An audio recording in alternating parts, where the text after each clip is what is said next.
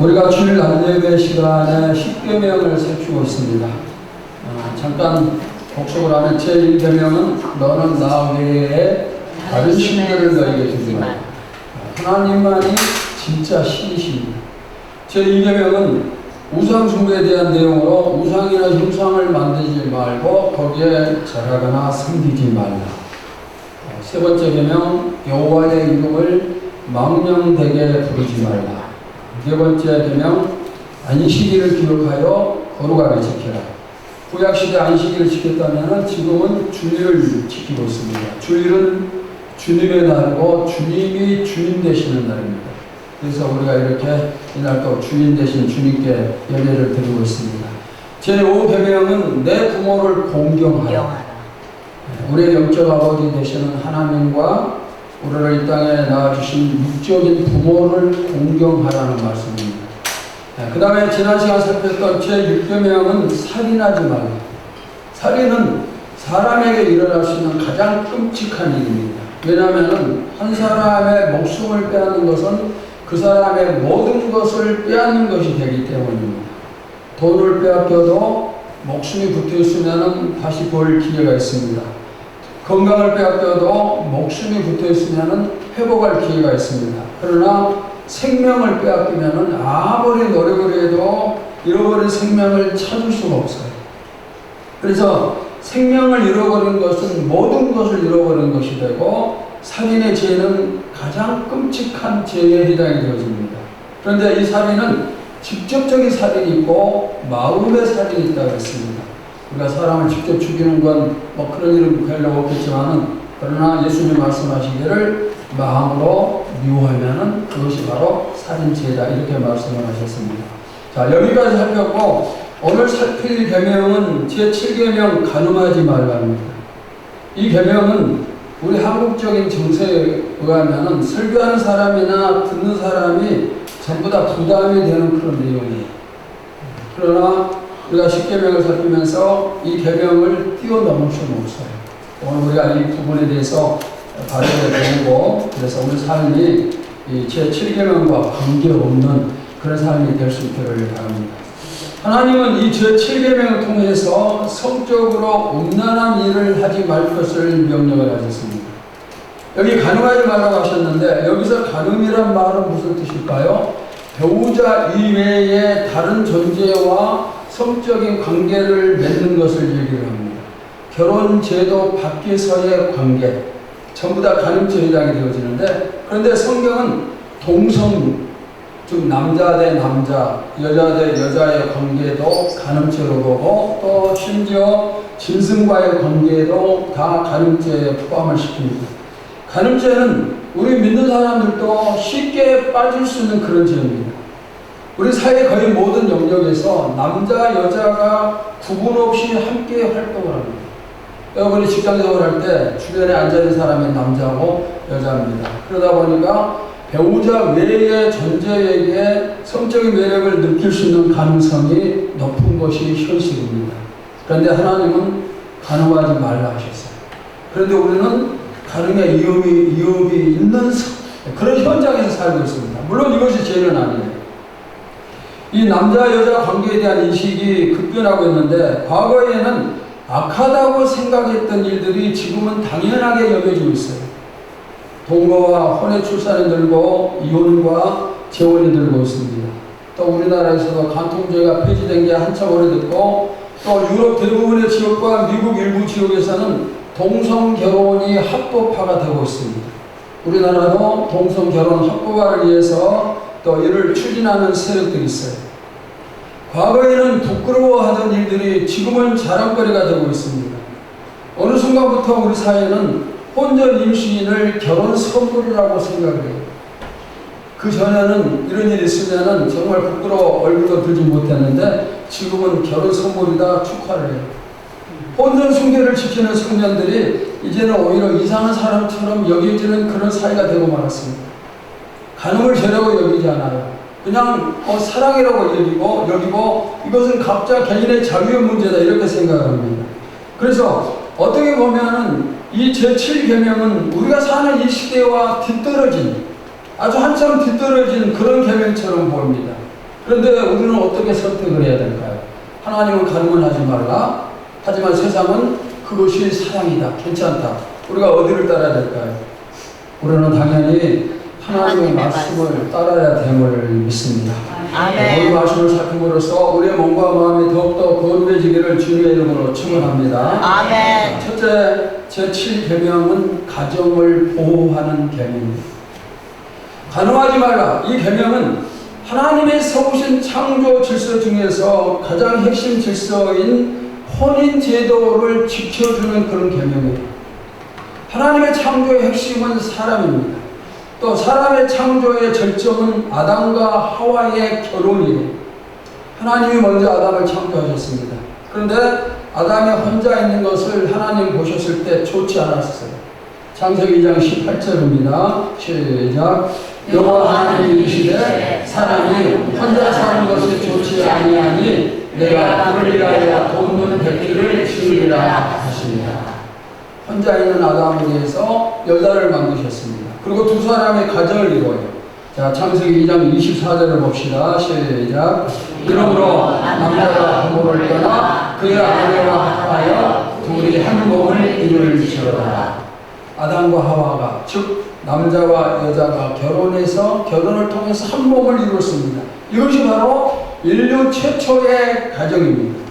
우리의 가정도 하나님이 세우신 가정으로서 아름다운 열매 맺는 가정 되기를 바랍니다. 아멘. 가정은 순결이 유지되어야 되겠죠.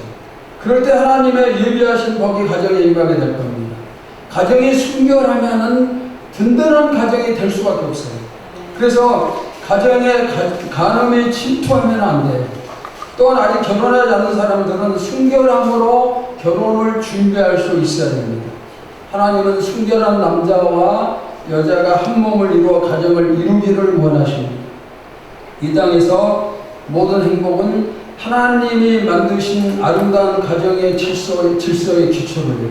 가정에 상처가 있으면 다른 모든 것 전부 다 만족한다 할지라도 참 행복을 유지할 수가 없어요. 가정은 남편과 아내의 육체적, 정신적 신실함의 기초에서 행복을 쌓아갑니다. 그러나 간음으로 상처를 입게 되면 그 기초가 흔들리면서 불행이 시작됩니다. 하나님께서 우리의 가정을 행복하게 하시기를 축원합니다. 아멘. 온갖 더럽고 또 음란한 것들이 세상 곳곳에 널려있는 이 시대지만은 하나님이 우리를 정결한 남편으로, 정결한 아내로 세우기를 소원합니다. 아멘. 오늘날 우리 그리스도인들은 성적인 유혹으로부터 자기 자신과 가족을 지키는 것이 너무나 어려운 시대에 살고 있습니다. 너무나 이게 어려워요. 그럼에도 하나님은 믿음의 가정이 정결하길 원하십니다. 행복하길 원하십니다. 그렇기 때문에 우리가 노력하면 아무리 힘들어도 이길 수가 있어요. 이기고 가정의 행복을 지킬 수가 있어요. 참된 가정과 가족의 행복을 지키기 위해서는 먼저 내 자신을 지켜야 돼요. 거룩한 가정을 지키는 남편과 아내가 되어야 되겠죠. 간음은 이런 모든 행복을 깨트려 버립니다.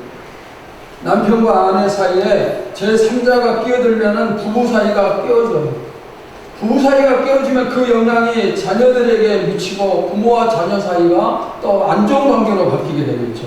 그래서 남편과 아내만이 한 몸이 되어야 되고 다른 누구도 그 사이에 끼어들어서는 안 된다는 겁니다. 그런데 우리가 사는 지금 이 세상은 간음죄를 지으라고 끝없이 유혹을 하고 있어요. 남녀노소 막론하고 이 유혹을 받고 있는데 누구는 유혹을 물리치고 가정의 행복을 지키고 누구는 유혹에 넘어감으로 가정의 행복을 파괴를 합니다. 사탄은 하나님을 믿는 우리 가정이 행복한 꼴을 볼 수가 없어요. 그래서 어떻게 해서든 이렇게 저렇게 유혹을 하지만은 그러나 우리가 믿음을 가질 때 그런 유혹을 물리치고 승리할 수 있음을 믿습니다. 아멘. 우리는 예수 믿는 사람이에요. 우리 뒤에는 예수님이 자리하고 있습니다. 하나님이 목자가 되셔서 우리를 인도를 해주십니다. 유혹을 물리쳐 주십니다. 그러나 자신합니다. 내 안에도 간음에 대한 욕망이 숨어 있음을 인정을 해야 돼요. 자, 시편 23편 4절을 다 같이 봅시다. 시작. 내가 사망을 주만한 권세자로 다닐지라도 해를 두려워하지 않을 것은 주께서 나와 함께 하시리라. 주의 지팡이와 막대기가 나를 안위하시나이다. 누구의 고백입니까? 다윗의 고백입니다. 이스라엘 최고의 왕이고 하나님의 사랑과 인정을 한 몸에 받았던 다윗의 고백입니다. 그런데 이 다윗의 고백을 이렇게 바꿔서 할 수가 있어요. 내가 가늠의 유혹을 받을지라도 걱정하지 않을 것은 주님이 나와 함께 하시고 주님의 지팡이와 막대기가 나를 지켜주시기 때문에 나는 유혹을 이길 수 있다. 여러분 아멘입니까? 아멘. 우리도 이 유혹을 이길 수가 있어요. 그러나 장담하면 안 돼요. 장담하면 절대로 안 됩니다. 주님이 지켜주시기 때문에 이길 수 있었다고 다윗이 고백을 했는데 그 다윗이 유혹에 넘어가요. 목욕하던 여인 바세바를 보고 그 아름다움에 반해서 그 여인을 취하고 가는 죄를 범합니다. 다윗은 이미 결혼했어요. 바세바도 이미 결혼한 여인입니다. 그런데 이 위대한 믿음의 사람 다윗이 무너졌어요. 하나님을 의지하면서 골리앗을 물리쳤던 다윗입니다. 그리고 하나님이 다윗을 향해서 내 마음에 쏙 든 사람이다. 성경은 다른 왕들을 비교할 때 항상 다윗 왕과 비교합니다. 이처럼 다윗 왕의 믿음은 대단한 믿음이고 하나님이 다윗을 얼마나 사랑하시는지 몰라요. 그런데 이러한 믿음에 다윗이 무너져요. 사탄의 유혹에 무너지고 무릎을 꿇고 간음죄를 범합니다. 다윗이 무너졌다면 우리도 무너지는 것이 당연할 수가 있어요. 다윗보다 훨씬 더 우리가 쉽게 무너질 수가 있습니다. 그래서 이기기 위해서 우리는 조심하는 방법밖에 없어요. 여러분 주변에도 저의 주변에도 무너진 사람들에 대한 소문이 많이 들려와요. 평생을 신실하게 목회하던 목사님과 장로님들이 무너져요. 교회에서 기도의 어머니라 불리며 평생 새벽 기도하고 철학 기도하고 스스로 금식 기도하던 권사님들이 무너지고 청년회에서 함께 믿음 생활하고 찬양대에서 함께 찬양대 역할을 했던 그런 청년들이 젊은이들이 무너져요. 며칠 전에는 한국 대형교회 어느 담임 목사님이 이 계명을 어겼다는 소식을 들었어요. 저는 그 소식을 들으면서 제발 가짜 뉴스기를 들었어요. 믿음 좋은 사람들이 무너져요. 평생 열심히 충성 봉사하던 사람들이 무너집니다. 이건 나이가 많고 적고 관계없어요. 나이가 80대고 90대 사람도 무너지고 또 청년들이 무너지고 청소년들이 무너지고 심지어 초등학생들도 이런 지역에 빠져들고 있어요. 지금 우리가 이렇게 무너진 사람들에 대해서 얘기하지만 다른 사람들이 내가 무너짐에 대해서 얘기하는 그런 때도 있을 수가 있다는 거예요. 그런 때가 올 수도 있다는 겁니다. 사탄은 자꾸만 틈을 요구해요. 그리고 우리에게 가늠하라 유혹을 합니다. 때로는 야한 영화로 유혹하고 야한 소설이나 에튜드로 유혹을 하고 야한 유튜브로 유혹을 해요. 여러분 이제까지 승리했습니까? 앞으로도 승리하면서 가정을 지키고 교회도 지키시기 바랍니다. 아멘. 내가 무너지면 하나님이 세우신 우리 가정이 무너지고 내가 무너지면 내가 다니는 교회가 무너지는 겁니다. 그러니까 우리의 가정과 우리의 교회를 지키기 위해서라도 가늠하지 말라는 계명을 지켜야 합니다. 우리가 그것을 물리쳐야 돼요. 승리를 해야 됩니다. 자, 두 번째 가늠에 대한 예수님의 가르침을 한번 살펴보겠습니다. 가늠에 대한 구약의 가르침은 몸으로 실제적으로 행한 것을 얘기를 합니다. 그러나 예수님의 가르침은 범위가 훨씬 더 넓어요. 마태복음 5장 27절 28절을 봅시다. 시작. 또 가늠하지 말라 하겠다는 것을 너희가 들었으나 나는 너희에게 이르노니 음욕을 품고 여자를 보는 자마다 마음에 이미 가늠하여야 하느니라. 우리 행동으로는 하지 않지만은 이 죄를 짓는 경우가 있는데 예수님은 이 죄의 범위에 마음까지 포함을 시켜요. 음욕을 품고 여자를 본다. 이 말은 여성을 보고 또는 남성을 보고 아름답다, 매력있다, 예쁘다 이런 감정을 느끼는 것을 얘기하지 않아요. 이런 감정을 느끼는 것은 자연스러운 거예요. 죄가 아닙니다. 그런데 여기 음욕의 뜻은 상대방을 보고 성적 대상으로 여긴다는 그런 말이에요. 내가 저 사람하고 성적인 관계를 갖고 싶다. 의도적으로 생각하는 것이 음욕을 품습니다. 몸의 순결이 당연한 것처럼 마음의 순결도 당연해야 되겠죠. 우리가 살인하지 말라는 계명을 살폈는데 여기서도 우리가 살인에 대해서도 이미 배웠어요. 마음의 상대방을 미워하는 것도 살인이라고 했어요. 마음에 미움이 있으면 그것이 살인으로 연결이 되어집니다. 그런데 제7계명도 마찬가지예요. 내 마음에 음행한 정보가 가득 차 있으면 그것이 언젠가는 밖으로 튀어나오면서 기회가 오면은 간음의 죄를 범할 수가 있어요. 그러니까 우리의 마음이 먼저 정결해야 돼요. 그러기 위해서는 마음에 유혹이 오지 않게 하는 노력이 필요합니다.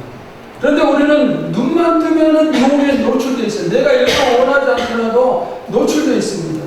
과거에는 이 간음을 위해서 직접적인 만남이 필요했다면 지금은 스마트폰 또 인터넷의 보급으로 인해서 이런 기회와 접근성이 급격하게 증가를 하고 있습니다.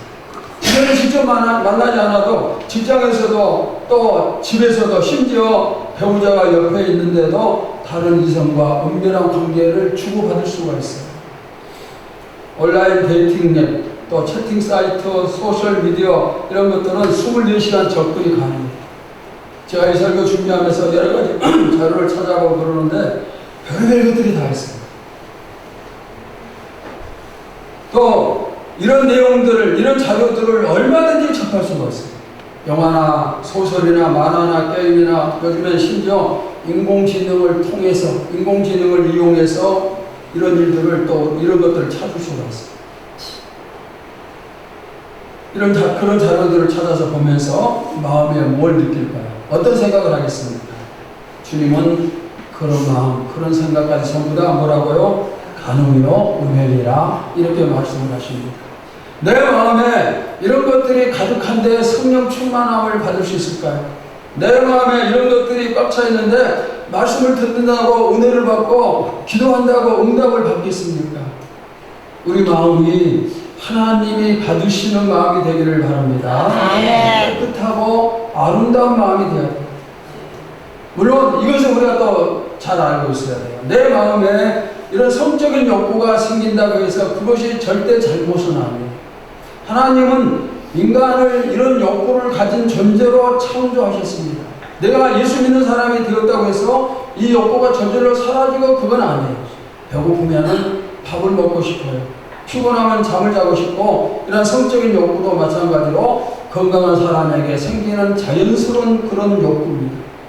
성적 욕구를 남용하는 것이 하나님의 뜻이 아닌 것처럼 성적 욕구를 무조건 금하는 것도 하나님의 뜻이 아니에요. 성경은 금하지 않아요. 건강한 사람에게 이런 욕구가 일어나는 것 자체 절대로 죄가 아니에요. 자연스러운 현상입니다.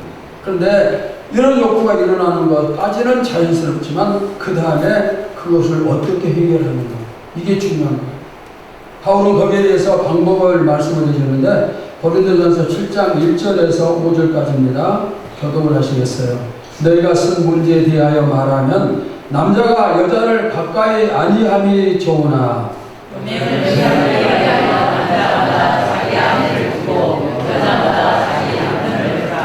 남편은 그 아내에 대한 의무를 다하고 아내도 그 남편에게 그렇게 할지라.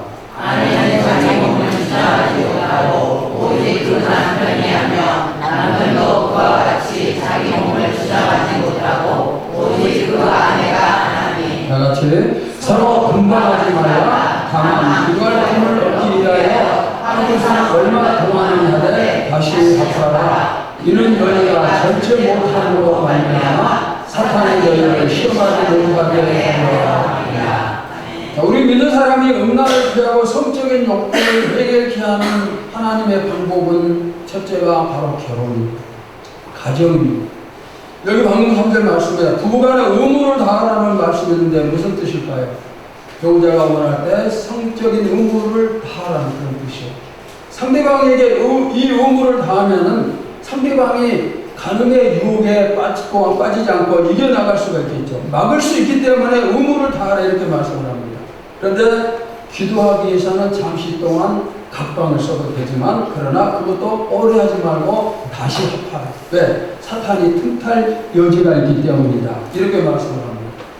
결혼한 사람은 이렇게 해결의 방법이 있습니다. 그러면 결혼하지 않는 사람, 혼자 사는 사람들을 어떻게 할까요? 가장 좋은 방법은 하나님이 예비한 사람을 만나는 것. 청년들은 그게 제일 좋겠죠.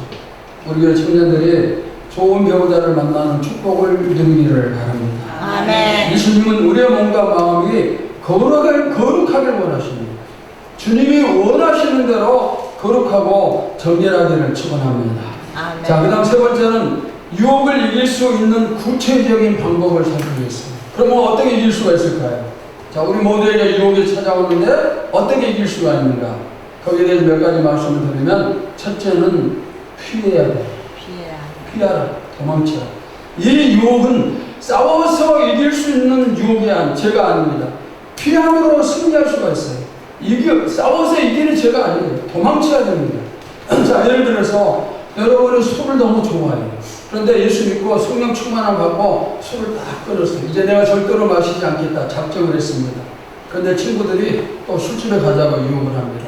그래서 따라갑니다. 따라가서 내가 따라가더라도 내가 절대로 마시지 않는다 이런 마음을 가지고 따라갔어요. 그런데 친구들이 자꾸 권해요. 그러면 내 마음속에 옛날에 마시던 생각이 나서 마시고 싶은 거예요. 이길 수 있을까요? 이기지 못해요.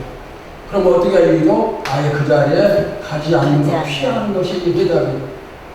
성경에 이런 대표적인 인물이 나오는데 요셉이에요. 보디발의 아내가 요셉을 자꾸 유혹을 합니다. 나와 동침하다 유혹을 할 때 그때 요셉이 이겼던 방법은 그 여인과 자리를 함께하지 않고 피하는 거예요. 여인이 유혹할 때마다 도망을 쳤습니다. 그래서 요셉이 승리를 했어요. 이렇게 우리도 유혹이 올 만한 자리는 어떻게 하라? 피해라. 가지 말고. 자, 그 다음에 두 번째, 유혹을 이기는 두 번째 방법은 하나님이 보고 계신다는 것, 그것을 보면 두려워해야 됩니다. 가늠의 죄에 빠진 사람마다 사탄이 들려주는 음성이 있어요. 괜찮아? 네가 이 죄를 보면도 아무도 몰라, 아무도 보지 않아. 비밀이 보장된다면 사람들이 용감해져요. 하지만 착각이에요. 사람은 모르지만 불꽃 같은 눈동자에 하나님이 살피고 있어요. 우리가 말하는 모든 것, 행동하는 모든 것을 하나님이 전부 다 알고 계십니다. 우주 만물을 지배하시는 분, 우리 마음 전부 다 살피고 계십니다. 내가 하늘에 오는들, 또 땅속 깊은 곳에 숨는들, 바다 깊은 곳에 숨는들, 하나님의 눈길을 벗어날 수가 없어요. 남들은 모르지만, 다른 사람은 모르지만 하나님은 보고 계십니다. 내 마음까지 다 알고 계십니다. 여러분이 마음속으로 이런 생각을 할 때 하나님 그 마음을 보셔요. 알고 계십니다.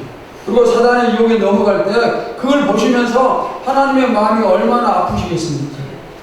나의 삶 전체를 보고 계시는 하나님 앞에서 우리 몸과 마음이 거룩하기를 축원합니다. 자, 그 다음 유혹을 이기는 세 번째 방법은 말씀과 무엇으로? 기도로 이길 수가 있습니다. 그리스도인의 거룩한 생활을 위한 중요한 두 가지는 말씀과 기도입니다. 이 두 가지가 없으면 우리가 거룩하지 못해요. 거룩함이 무너질 수 있어요. 시편 119편 9절을 봅시다. 시작. 청년이 무엇으로 그의 육신을 깨끗하게 하리까 주의 말씀만 지킬 따름이니라. 예수님께서도 사탄의 유혹을 받을 때 무엇으로 승리하셨는가? 말씀으로 승리하셨어요. 세 번이나 말씀으로 물리쳤습니다. 그리고 승리하셨습니다. 우리도 말씀과 기도를 가까이 할 때 이런 유혹에서 승리할 수가 있어요. 평생의 말씀을 사랑하고 기도에 힘을 쓴 사람이 이런 죄에 빠질 수가 없어요. 그러나 말씀과 기도에 약해지면 넘어갈 수 있어요. 사탄의 유혹은 말씀과 기도가 멀어질 때 찾아와요. 여러분들 말씀을 사랑하고 기도를 사랑하며 승리하시기를 축원합니다. 자, 그 다음 유혹을 이기는 네 번째는 이 간음죄가 주는 결과가 얼마나 무서운 것인가. 이 죄가 어떤 결과를 주는가. 얼마나 무서운 결과를 주는가. 이걸 알면은 뭘 할 수가 있어요. 구약에서는 이 죄를 지으면은 무조건 뭐예요? 사형이에요. 자, 레위기 20장 10절을 보실까요? 시작. 누구든지 남의 아내와 간음하는 자, 곧 그의 동생 아내와 간음하는 자는 그 가문과 부부를 반드시 죽일지니라. 오늘 여러분 집에 가셔서 레위기 20장을 꼭 읽어보세요. 어디요? 레위기 20장. 거기 보면은 지금은 여기 한 가지만 소개를 했지만은 여러 종류의 간음죄가 나옵니다. 그런데 모든 죄, 이 죄를 범하면 전부 다 죽여야 돼. 무조건 죽여야 돼. 하나님의 강력한 명령입니다. 그런데 신약 성경에서 예수님은 더 무서운 경고의 말씀을 하십니다. 신약 성경의 경고는 훨씬 더 무서운 경고입니다. 어떤 경고입니까? 이런 일을 행하는 자는 하나님의 나라를 유업으로 받을 수 없다 그랬어요. 즉 천국에 가지 못해요. 여러분, 이보다 더 무서운 경고는 없잖아요. 잠깐의 쾌락이 나를 영원히 멸망을 시킵니다. 사단은 끊임없이 나를 유혹해서 내가 파멸당하기를, 멸망의 길로 가기를 원하는 겁니다. 그런데 하나님은 오늘 우리를 살리기 위해서 이렇게 제7계명의 말씀을 주고 계십니다. 가늠하지 말라. 우리를 살리기 위한 말씀입니다. 자, 그리고 네 번째로, 내가 이미 이런 죄를 범했다면 어떻게 해야 될까요? 이 세상의 모든 사람 중에서 이 계명의 죄를 짓지 않는 사람은 한 사람도 없어요. 모든 사람이 여기에 다 해당됩니다. 지금 이 세상은 우리의 가늠죄와 관계된 것만 자꾸 보여줘요. 모든 관심이 거기에 쏠려 있습니다. 사랑을 핑계 삼아서 죄를 지으라고 유혹을 합니다. 그러나 가늠은 사랑이 아니에요. 범죄의 죄. 또한 나도 모르는 사이에 물들어가면서 지은 죄가 있을 수가 있습니다. 그러면 어떻게 해야 됩니까? 어떻게 해결해야 됩니까? 요한복음 8장을 보시면 한 여인이 예수님 앞에 끌려 나옵니다. 이 여인은 가늠하다가 현장에서 잡힌 여인입니다. 유대계 지도자들이 이 여인의 죄에 대해서 예수님께 판결을 요청해요. 이 여인이 현장에서 가늠죄 치다가 잡혔는데 어떻게 할까요? 구약의 율법은 돌로 쳐서 죽이라고 했는데 당신은 어떻게 하겠습니까? 예수님은 율법과는 달리 창기일지라도 그들도 구원의 대상이다, 이렇게 설명을 하셨어요. 예수님의 가르침과 율법이 부딪히는 것 같습니다. 충돌하는 것 같습니다. 그들은 예수님을 신학적으로 난처하게 만들기 위해서 여인을 그냥 데려온 거예요. 일부러. 요한복음 8장 4절과 5절을 봅시다. 시작. 예수께서 말하되 선생이여, 이 여자가 가늠하다가 현장에서 잡혔나이다. 모세는 율법에 이러한 여자를 돌로 치라 명하였거니와 선생님은 어떻게 말해야 되나이까. 예수님이 얼마나 암담하겠어요. 뭐라고 대답을 해야 될까요? 주님이 가르칠 때 참녀들도 구원을 받아야 된다, 이렇게 가르치시는데 구약 성경에서는 가늠죄를 치다 잡히면 돌로 쳐서 죽여야 됩니다. 이들의 질문에 예수님이 대답을 하세요. 요한복음 8장 7절입니다. 시작. 그들이 묻기를 맞이하느니라. 이에 일어나 이르시되 너희 중에 죄 없는 자가 먼저 돌로 치라 하시고. 자, 율법에 가르치는 것처럼 너희들이 이 여인이랑 돌로 쳐라. 그러나 너희 중에서 죄가 없는 사람이 먼저 치라, 이렇게 말씀합니다. 너희 중에 죄 없는 사람이 먼저 치라. 주님이 이렇게 말씀하셨을 때 양심의 가책을 받아서 전부 다 돌을 치지 못하고 그 자리를 떠나요. 돌을 들었던 사람 가운데 육체적으로나 정신적으로 이 죄를 범하지 않은 사람은 한 사람도 없어요. 그들 전부 다 죄를 범했어요. 그래서 그 자리를 떠나는 겁니다. 이 시간 하나님께 예배 드리는 여러분, 우리 가운데 이 죄가 없는 사람이 있을까요? 저는 한 사람도 없다고 생각을 해요. 제가 여러 설교집도 보고 또 신학 해석 책들도 살펴보고, 근데 전부 다 똑같은 주장이에요. 이 세상에 이 죄가 없는 사람은 한 사람도 없어요. 그러니까 저도 여러분도 이 7계명을 어기고 살았음을 고백을 해야 돼요. 사람에게는 숨길 수 있어요. 사람은 모를 수 있지만은, 그러나 하나님께는 숨길 수가 없어요. 오늘 우리에게 이 계명의 말씀을 주신 것은 우리를 사랑하사 회개의 기회를 주시기 위함입니다. 여러분, 지금 우리는 음란의 시대에 살고 있습니다. 이런저런 모양으로 음란에 동참해서 나도 모르는 사이에 점점 빠져드는 그런 사회. 설령 몸으로 죄를 짓지는 않는다 할지라도 마음이 점점 물들어가는 그런 세상에 살고 있어요. 그러면 이런 것들을 우리가 용서를 받아야 되겠죠. 어떻게 용서를 받을까요? 사람들이 전부 떠나고 예수님과 여인만 남았어요. 요한복음 8장 10절 11절을 봅시다. 시작. 예수께서 나사 여자에게 아무도 없는 것을 보시고 이르시되 여자야, 너를 고발하는 그들이 어디 있느냐? 너를 정죄한 자가 없느냐? 대답하되 주여 없나이다. 예수께서 이르시되 나도 너를 정죄하지 아니하노니 가서 다시는 죄를 범하지 말라 하십니다. 지금 이 여인은 죽을 위기에 놓여 있어요. 이제 예수님께서 돌을 들어서 치시면 죽어야 됩니다. 사람들은 떠났지만 예수님이 그렇게 하실 수 있어요. 율법에 그렇게 말씀이 있기 때문에.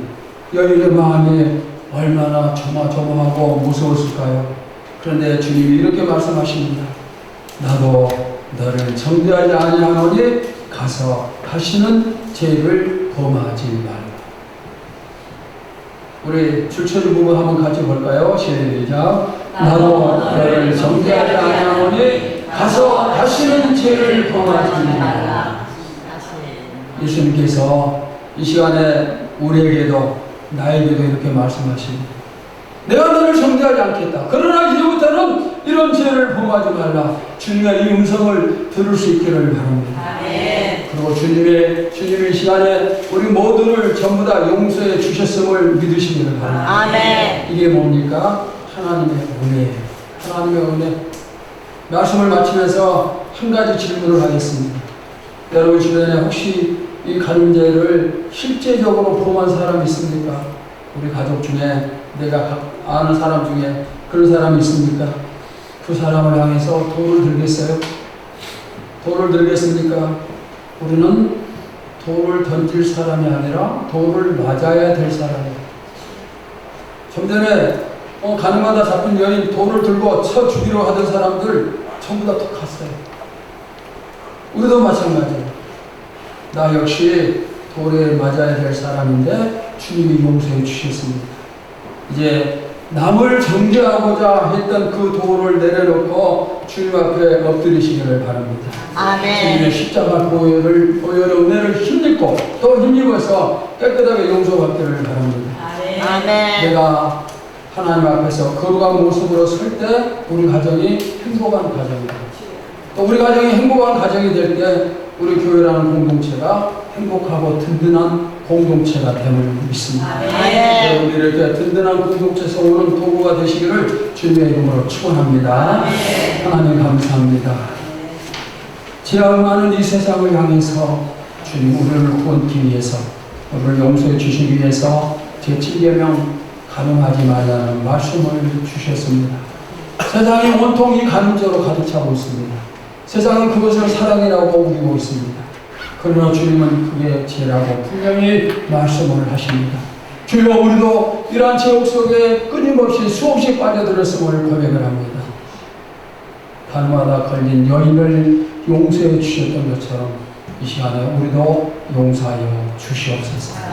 내가 실제로 죄를 행했다 할지라도 또 마음으로만 죄를 행했다 할지라도 이 모든 죄악에서 정결하게 신김받게 도우시고 이제부터 다시는 이런 죄악에 빠지지 않도록 붙잡아 주시옵소서. 우리가 거룩함으로 말미암아서 순결을 지킴으로 말미암아서 우리 가정이 행복한 공동체가 되고 우리 가정이 든든하게 세워짐으로 말미암아서 우리 교회가 반석에 세워지고 행복한 공동체가 되게 하여 주시옵소서. 앞으로는 어떤 사단의 유혹 앞에서도 끝까지 승리하면서 이길 수 있게 하여 주시옵소서. 살아계신 예수님의 이름으로 기도하옵나이다. 아멘.